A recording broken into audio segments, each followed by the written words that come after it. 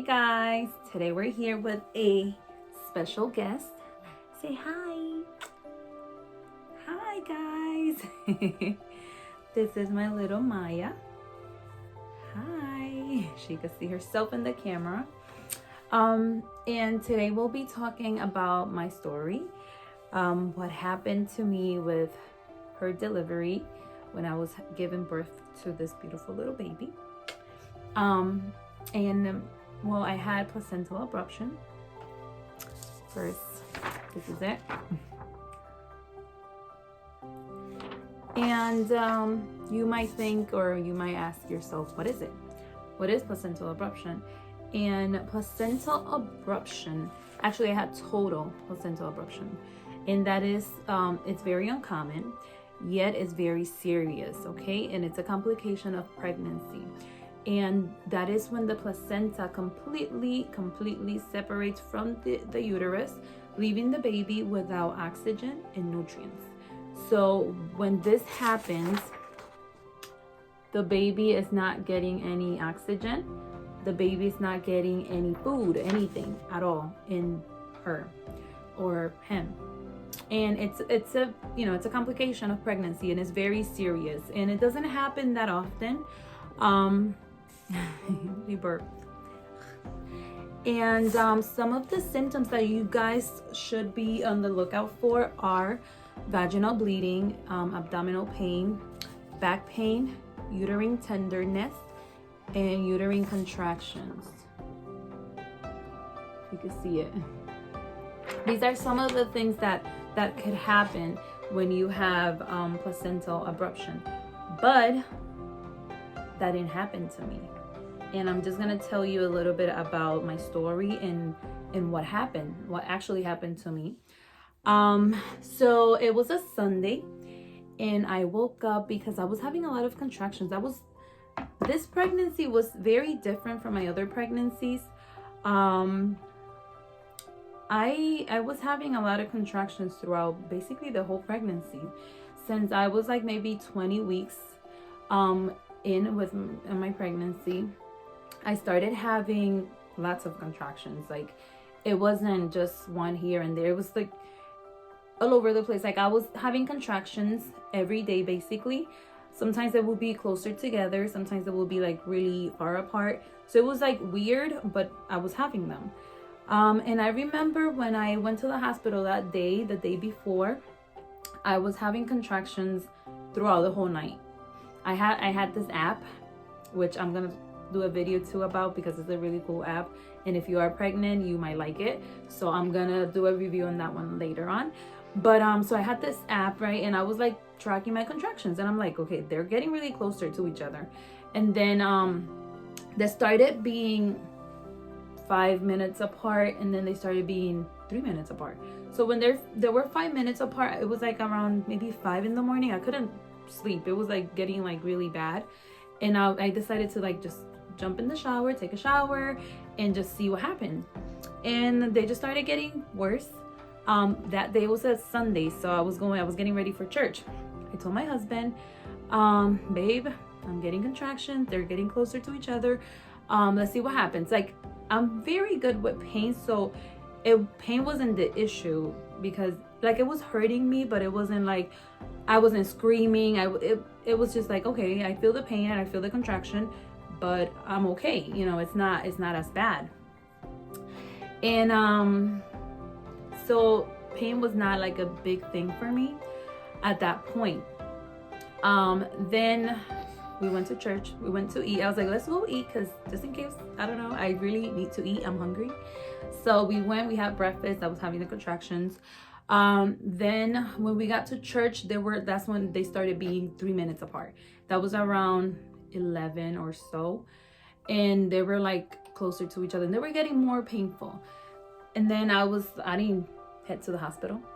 I just called the on-call doctor. I was like, you know what, let me just call the on-call doctor, let's see what she tells me.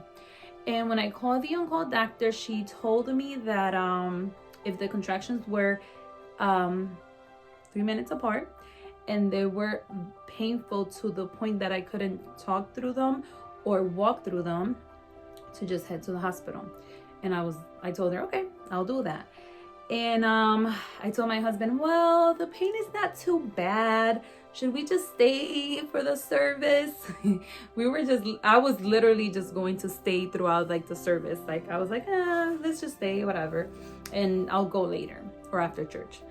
But then I was like, okay, I'm not feeling comfortable here. I was getting pains. I love everyone at church, and people were like saying hi, and I was saying hi, but I was like very like my face at times, like I would get a contraction there when I'm saying hi to people. So I felt very uncomfortable. So I decided to go to the hospital. I told my husband, let's just go because I'm not feeling well. And maybe it was like around noon when we got there. I did everything. They put me on the monitor and they were checking the contractions.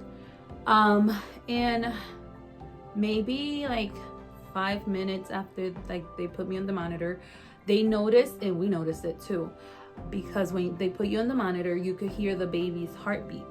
And I was hearing that baby's heartbeat, but then it completely started slowing down, and then to the point that you couldn't even hear it on the monitor.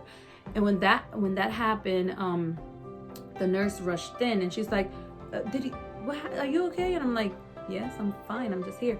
And then she's like, oh no, because we couldn't hear the baby's heartbeat, so we just want you to lay on your side.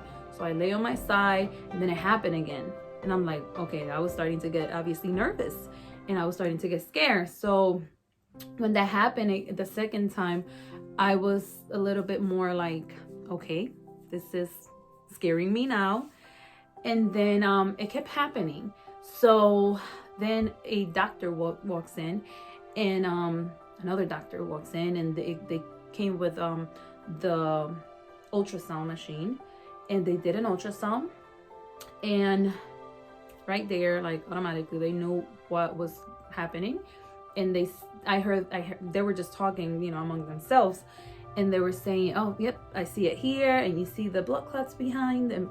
So I was like, okay, this is serious. And I look at my husband, he's like just trying to keep the calm because he knows how I can get.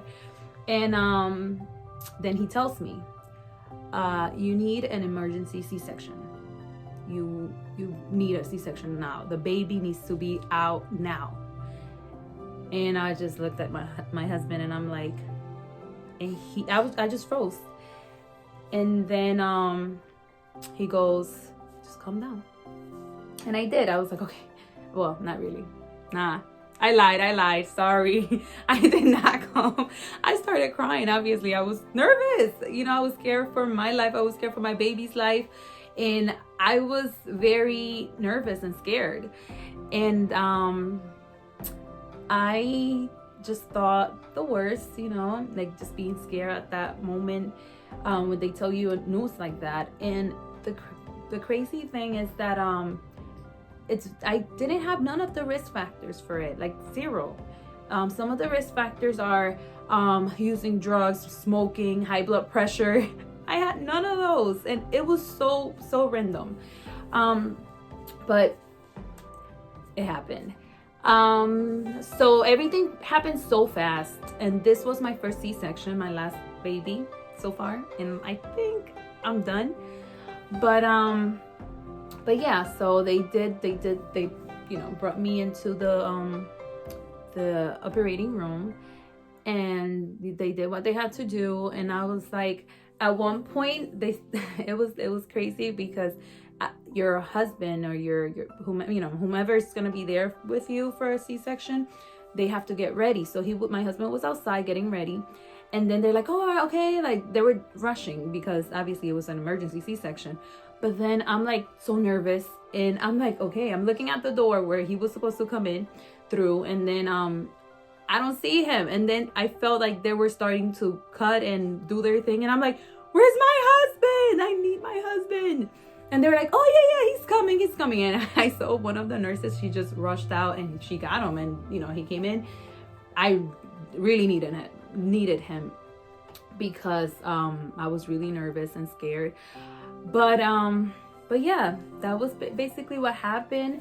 Once they got the baby, it happened so fast. Like I said, I got there at like around noon. By 1, I already had the baby. But everything happened so fast that I couldn't believe it. Like I was in shock, and like I felt like I was in a dream maybe for like the whole stay at the hospital. Everything felt like so unreal. I was 35 weeks pregnant, so she was considered premature. And they call it late preemie because it wasn't too preemie, like she wasn't 20 something weeks. She was 35 weeks. She just came 5 weeks before, so it wasn't too preemie or premature, but she was still considered preemie.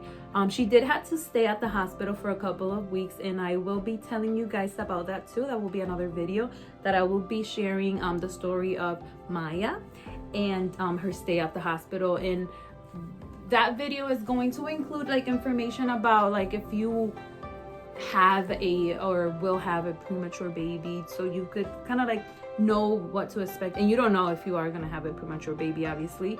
If that's something that would just happen. But we're here. We're telling you guys the story, and it's so amazing that we are here. We're both here. Some people that go through this same thing that happened to me or to us usually are not able to tell their stories, or they are able to tell their stories, but their babies are not with them, or the baby survive and the mom doesn't. And it's always something, different. But I am very blessed. That I am able to be here and tell the story and be holding my baby, And that was a really tough, I think that was basically the toughest thing I've ever had to go through in my life.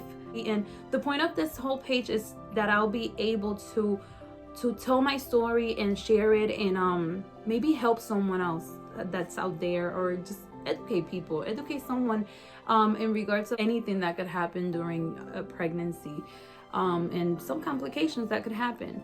Well, guys, that's pretty much it. That's pretty much all I have for you. I hope that you guys were able to enjoy the story, and I hope that this is touches someone's heart. Also about the symptoms, like I told you, I didn't have the symptoms that usually happen. I didn't have no bleeding. That was one of the main things that happens with placental abruption. I had zero bleeding, no bleeding at all. All I was having was the contractions. That was the only thing that happened to me. I did have some lower back pain, but then I'm pregnant, so I'm like, okay, maybe this is normal. I was also having abdominal pain, so then I thought maybe it's normal too. Like it was really different, and weird. Maya. But I'm glad that I'm able to be sitting down here and telling you guys the story. I hope you like it. I will be... What? Maya, you want to say something? I will be sharing more videos, and I will be sharing fun little clips and other information. I think my next video will be about Maya's journey. So about premature babies and their stay at the hospital. Stay tuned. I have more for you guys. Please stay tuned if you want to see more of this chunks. Say hi. Bye, guys. Bye. See you next time.